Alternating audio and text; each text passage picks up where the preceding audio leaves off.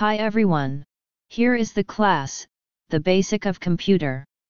Let's go ahead the lesson about how to use the mouse and keyboard. The second is double click.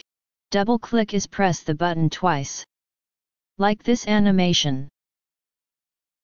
Now, it's the practice time. Please follow my steps.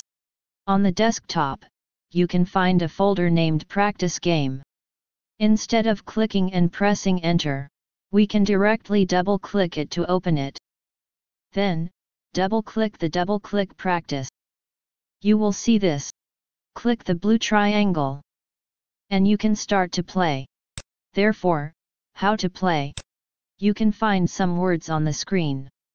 For example, the word is red triangle. So you have to double-click the red triangle. And blue circle.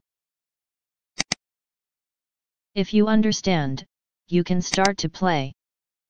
If you want to learn more, please check the next video.